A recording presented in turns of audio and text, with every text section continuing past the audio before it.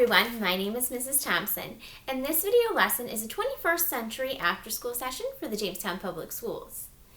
This lesson is geared towards students in grades kindergarten through 4th grade. During this lesson, we are going to be reading a fantastic book by Charles E. Martin called Dunkel Takes a Walk. So, have you ever decided that you were going to go on a grand adventure? Well, that's exactly what our friend in this book, Dunkel, does. He goes on an adventure, one that his friends and everyone around him says was probably dangerous. Let's find out all about his adventure in this story, Dunkel Takes a Walk.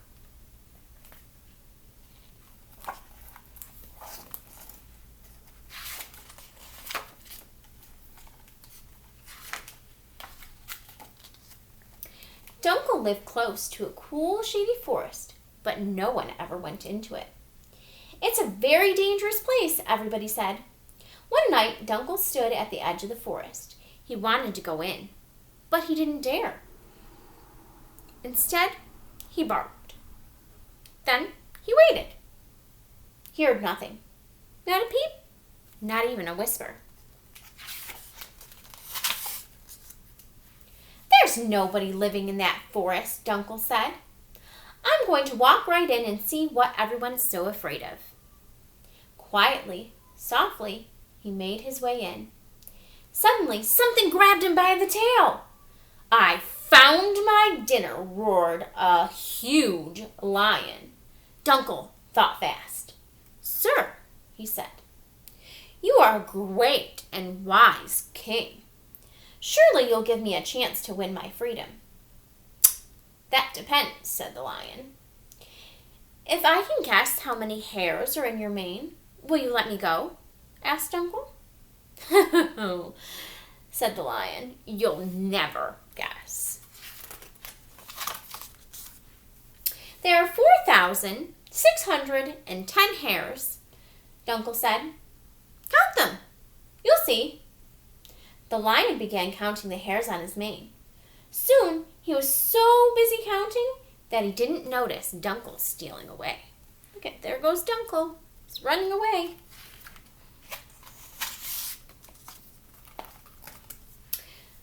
Dunkel ran until he was out of breath. He no sooner stopped than he felt himself being lifted up into the air. He was eye to eye with a huge animal. At last, said the elephant, I found a toy for my children. Sir, said Dunkel, you are the kindest of all beasts. Surely you'll give me a chance to win my freedom. Fair enough, said the elephant. If I guess how long your trunk is, will you let me go? Asked Dunkel. Said the elephant. You'll never guess. Dunkel hardly stopped to think. Your trunk is 11 feet 4 inches exactly, he said. As the elephant examined his trunk to see if Dunkel was right, Dunkel ran away. Dunkel ran faster than he had ever run before. This is a terrible place, he said. I must find somewhere to hide until daylight, and then I must find my way out of this forest. At last he seen a cave up ahead.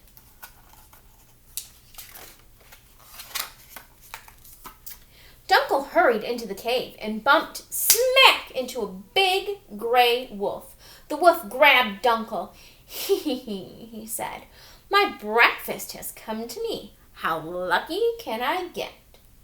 Sir, said Dunkel, everyone knows how fair you are. Surely you will give me a chance to win my freedom. What do you have in mind? Said the wolf. If I guess how many teeth you have, will you let me go? Asked Dunkel. Said the wolf. Not even I know that. You'll never guess. 77 is the number, said Dunkel. Count them. You'll see I'm right. As the wolf started to count his teeth with his tongue, Dunkel dashed out of the cave. Dunkel ran until he could run no more. He lay under the tree and fell asleep. A rustling noise woke him up. There stood a tiny mouse. Before he could get away, Dunkel held him fast by his tail. "Please," said the mouse, "I've heard such nice things about dogs. Surely you won't hurt me." "I wouldn't hurt a flea," said Dunkel. "But don't you want to be rescued from this terrible place? When I find my way home, that is." "I can show you the way home," said the mouse. "But I'm happy here. Besides, my whole family lives here, and I'd never go any place without my family." "Family? What family?" said Dunkel. The mouse squeaked 3 times, and a small army of mice soon gathered around him. "If you let me sit on your head, I'll show you the way home," said the mouse. And off they went, leaping and running right to the door of Dunkel's house. Dunkel was so tired he went straight to bed.